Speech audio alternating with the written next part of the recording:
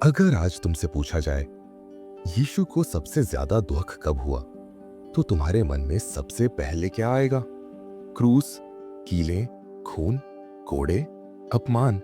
लेकिन जरा ठहरो। अगर मैं कहूं कि जिस क्षण को हम सबसे भयानक मानते हैं, वह क्षण यीशु के लिए सबसे बड़ा दुख नहीं था। अगर मैं कहूं कि यीशु उस समय सबसे ज्यादा नहीं टूटे जब लोग उन्हें मार रहे थे, बल्कि उस समय टूटे जब लोग उन्हें समझ ही नहीं पाए। यह कहानी क्रूस से शुरू नहीं होती, यह कहानी खून से शुरू नहीं होती, यह कहानी शुरू होती है दिल के टूटने से। आज अधिकतर लोग सोचते हैं यीशु को सबसे ज्यादा दुख तब हुआ जब उन्हें क्रूस पर चढ़ाया गया, लेकिन बाइबल कुछ और संकेत देती है। बाइबल हमें यह नहीं दिखाती कि यीशु शारीरिक दर्द से डर रहे थे। वह डर से भागे नहीं, वह छिपे नहीं, वह चिल्लाए नहीं, बल्कि लिखा है यीशु ने अपना मुख कठोर चकमक पत्थर के समान कर लिया। यशायाह 50:7। यह किसी डरे हुए व्यक्ति का वर्णन नहीं है। तो प्रश्न उठता है, अगर यीशु शारीरिक दर्द से नहीं डर रहे थे, तो उनका दुख क्या था? यीशु कोई साधारण मनुष्य नहीं थे। वह जानते थे उन्हें धोखा मिलेगा, उन्हें पकड़वाया जाएगा, उन्हें मारा जाएगा, उन्हें क्रूस पर चढ़ाया जाएगा। उन्होंने यह सब पहले ही कहा था। मनुष्य का पुत्र बहुत दुख उठाएगा। मरकुस 8:31। जो व्यक्ति पहले से जानता हो कि उसके साथ क्या होने वाला है और फिर भी पीछे न हटे, वह दर्द से नहीं डरता। तो फिर उनकी आत्मा क्यों भारी थी? यीशु के चारों ओर भीड़ थी, ऐसी भीड़ जिसने अंधों को देखते देखा, लंगड़ों को चलते देखा, मरे हुओं को जीते देखा, भूखों को तृप्त होते देखा। लेकिन बाइबल कहती है वह अपने लोगों के पास आया और उसके लोगों ने उसे ग्रहण नहीं किया। यूहन्ना 1:11। यह केवल अस्वीकार नहीं था, यह अंधापन था। और यही बात यीशु के हृदय को चीर रही थी। यहाँ बाइबल एक ऐसा दृश्य दिखाती है जिसे लोग अक्सर अनदेखा कर देते हैं। यीशु यरूशलेम को देखते हैं।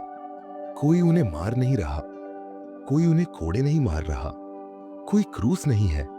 फिर भी यीशु रोते हैं। जब वह नगर के निकट आया तो उसे देखकर रो पड़ा। लूका 19:41। सोचो, यीशु रो क्यों रहे थे? वचन आगे कहता है, काश तू भी जान लेता कि आज तेरे लिए शांति की बातें क्या है। लूका 19:42। यहां दुख शरीर का नहीं था, यह दुख था लोगों के न समझ पाने का। यह दुख नया नहीं था। पुराने नियम में परमेश्वर पहले ही कह चुके थे, मैंने अपने हाथ दिन भर फैलाए एक हठधर्मी और विरोध करने वाली प्रजा की ओर। यशायाह 65:2। परमेश्वर पुकारते रहे, लोग सुनते रहे, लेकिन समझे नहीं। और अब वही परमेश्वर मनुष्य का रूप लेकर उनके सामने खड़ा था, फिर भी अंधापन बना रहा। सबसे दुखद बात यह थी, यीशु को सबसे ज्यादा सताने वाले कोई रोमी सैनिक नहीं थे, बल्कि धार्मिक अगुवे, जो शास्त्र जानते थे, जो भविष्यवाणियां पढ़ते थे, जो मसीहा की प्रतीक्षा करते थे। फिर भी उन्होंने जीवन के प्रभु को मार डाला। प्रेरितों के काम 3:15। यीशु के दुख का एक बड़ा कारण था धर्म, बिना सच्चे ज्ञान के। यीशु के साथ 12 शिष्य थे। वे चलते थे, वे खाते थे, वे सुनते थे, लेकिन क्या वे समझते थे? जब यीशु अपने दुख की बात करते, वे यह बात न समझे। लूका 9:45। यीशु अकेले नहीं थे, लेकिन फिर भी अकेले थे। यीशु का यह दुख चिल्लाता नहीं, खून नहीं बहाता, भीड़ नहीं बुलाता। यह दुख अंदर ही अंदर जलाता है।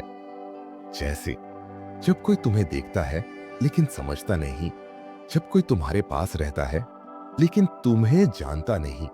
यीशु ने यही सहा। यीशु जानते थे यह अंधापन उन्हें क्रूस तक ले जाएगा, लेकिन फिर भी उन्होंने लोगों को छोड़ा नहीं। उन्होंने सिखाया, उन्होंने चंगा किया, उन्होंने प्रेम किया, क्योंकि उनका दुख क्रूस से नहीं, आत्माओं से जुड़ा था। लोग समझते रहे सबसे बड़ा दुख अभी आना है, लेकिन बाइबल धीरे धीरे संकेत दे रही है कि असली दुख शरीर में नहीं था, वह कहीं और था। और वह क्षण अभी आया नहीं है।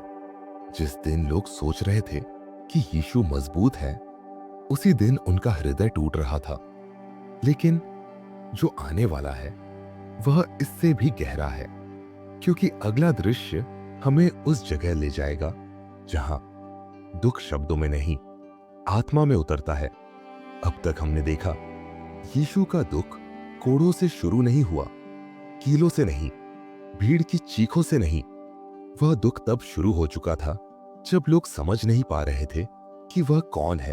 अब कहानी एक ऐसे स्थान पर पहुंचती है जहां कोई भीड़ नहीं है, कोई चमत्कार नहीं है, कोई उपदेश नहीं है, केवल रात, चुप्पी और एक बगीचा। उस बगीचे का नाम है गेतसमनी। गेतसमनी का अर्थ है तेल निकालने का स्थान, जहां जैतून दबाए जाते हैं ताकि उनका सार बाहर आए। बाइबल कुछ भी यूं ही नहीं कहती। यीशु उसी स्थान पर गए जहां दबाव होता है, पिसाव होता है, और जो भीतर है वह बाहर आता है। बगीचे में पहुंचते ही यीशु अपने शिष्यों से कहते हैं, मेरा मन बहुत उदास है, यहां तक कि मरने को हो रहा है। मत्ती 26:38। यह वाक्य चौंकाने वाला है। यीशु ने कभी यह नहीं कहा, मेरा शरीर डर रहा है। उन्होंने कहा, मेरा मन, यानी यह दुख शारीरिक नहीं था, यह आत्मिक था। लोग पूछते हैं, क्या यीशु मृत्यु से डर रहे थे? अगर ऐसा होता तो वह पहले क्यों न डरे? जब उन्होंने लाजर को झिलाया, जब उन्होंने तूफान रोका, जब उन्होंने मृत्यु को ललकारा, यीशु मृत्यु से नहीं डरते थे। तो फिर उनका पसीना खून जैसा क्यों हुआ? लूका लिखता है, उसका पसीना मानो लहू की बड़ी बड़ी बूंदों के समान भूमि पर गिर रहा था। लूका 22:44। यह कोई कविता नहीं है, यह कोई भावुक कल्पना नहीं है। यह उस दबाव का चित्र है जो भीतर चल रहा था, ऐसा दबाव जो आत्मा को तोड़ देता है। यीशु घुटनों पर गिरते हैं और प्रार्थना करते हैं, हे पिता, यदि हो सके तो यह कटोरा मुझसे टल जाए। मत्ती 26:39। यहां कटोरा शब्द बहुत महत्वपूर्ण है। पुराने नियम में कटोरा अक्सर परमेश्वर के क्रोध और न्याय का प्रतीक है। उसके हाथ में क्रोध का कटोरा है। भजन 75:8। यीशु किस कटोरे की बात कर रहे थे? लोग अक्सर सोचते हैं कोड़े कीले, क्रूस अपमान, लेकिन ध्यान दो, यीशु ने कभी नहीं कहा, हे पिता, मुझे कोड़ों से बचा। उन्होंने कहा, यह कटोरा, यानी कुछ ऐसा जो शारीरिक नहीं बल्कि आत्मिक था। यीशु 3 शिष्यों को साथ लाते हैं और कहते हैं, मेरे साथ जागते रहो। मत्ती 26:38। लेकिन वे सो जाते हैं। यीशु लौटते हैं और उन्हें सोता पाते हैं। क्या तुम एक घड़ी भी मेरे साथ न जाग सके? मत्ती 26:40। यह केवल नींद नहीं थी, यह अकेलापन था।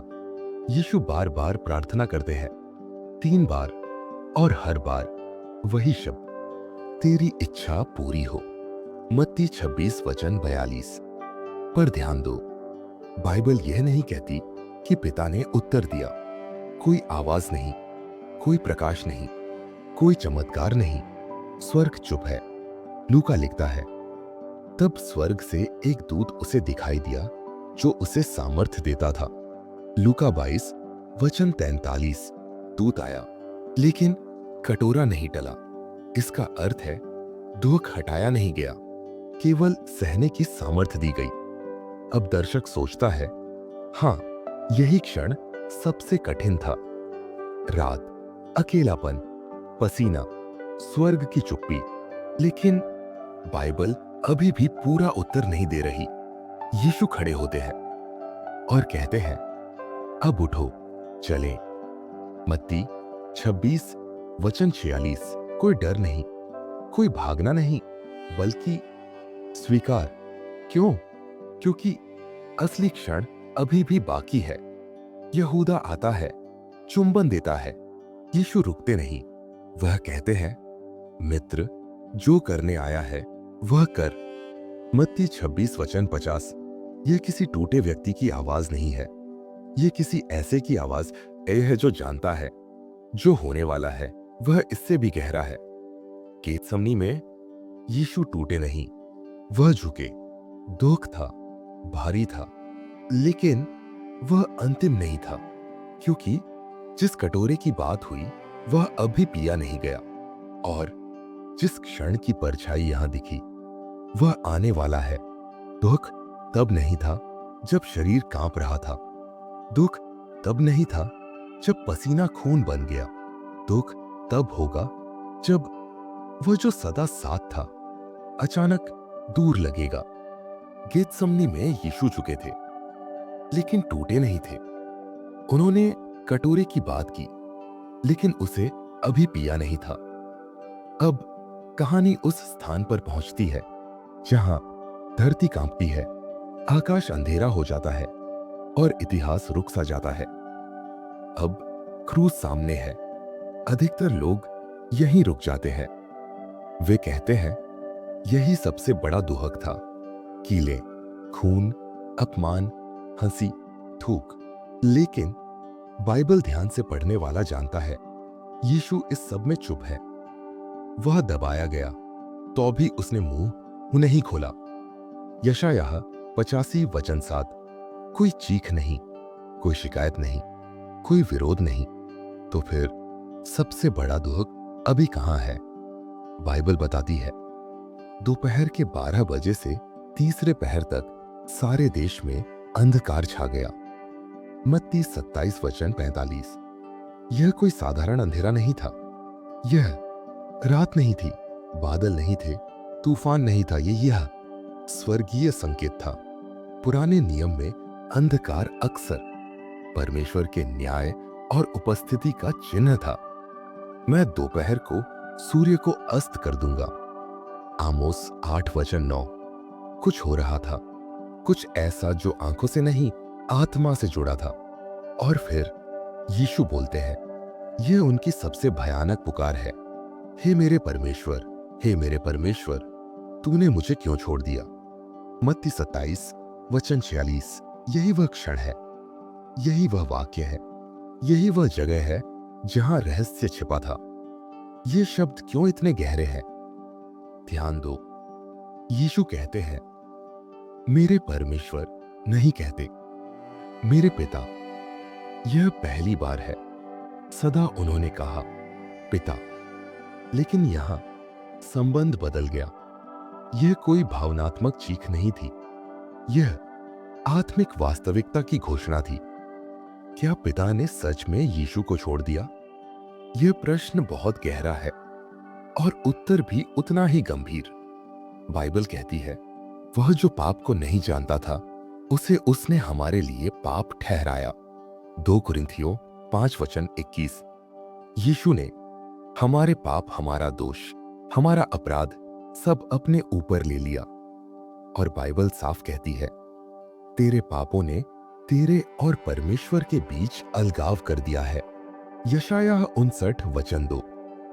जिस क्षण यीशु पाप बने उसी क्षण वह अलगाव घटित हुआ। अब समझो, यीशु का सबसे बड़ा दुहक कीले नहीं थी, कोड़े नहीं थे, अपमान नहीं था, बल्कि पिता से अलगाव। जो सदा एक थे, मैं और पिता एक है। यूहन्ना 10 वचन 30। वही पहली बार अलगाव अनुभव कर रहे थे। याद करो, गेतसमनी का कटोरा वही अब खाली हो रहा था। क्रोध का कटोरा यीशु ने हमारे स्थान पर न्याय पिया।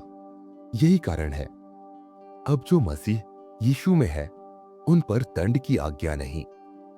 रोमियो 8 वचन 1। यीशु की मृत्यु के क्षण मंदिर का पर्दा ऊपर से नीचे तक फट गया। मत्ती 27 वचन 51। पर्दा क्या था? वह परमेश्वर और मनुष्य के बीच अलगाव का प्रतीक था। अब अलगाव समाप्त। क्यों? क्योंकि यीशु ने अलगाव सह लिया। पिता ने क्यों यह सहा? यह सबसे कठिन प्रश्न है। उत्तर, प्रेम। क्योंकि परमेश्वर ने जगत से ऐसा प्रेम रखा। यूहन्ना 3:16। पिता ने पुत्र को छोड़ा ताकि हम छोड़े न जाएं। यीशु ने अंधकार सहा ताकि हम प्रकाश पाएं। अब पीछे मुड़कर देखो, अब सब जुड़ता है। यरूशलेम पर आंसू, गेतसमनी की पीड़ा, स्वर्ग की चुप्पी व पुकार, सब इसी क्षण की ओर बढ़ रहा था। अगर तुम कभी अकेला महसूस करो तो याद रखना, यीशु वहां पहले गया है। अगर लगे परमेश्वर दूर है तो जान लो, यीशु ने वह दूरी सह ली ताकि तुम कभी पूरी तरह अलग ना हो। यीशु केवल एक शिक्षक नहीं, एक नबी नहीं, वह पाप वहन करने वाला, और उनका सबसे बड़ा दुहक तुम्हारे लिए था। यीशु को सबसे ज्यादा दुहक क्रूस पर तब हुआ जब पिता से अलगाव हुआ, और यही सबसे गहरी कीमत थी। यीशु ने सब कुछ सहा ताकि जब तुम पुकारो तो स्वर्ग चुप न रहे।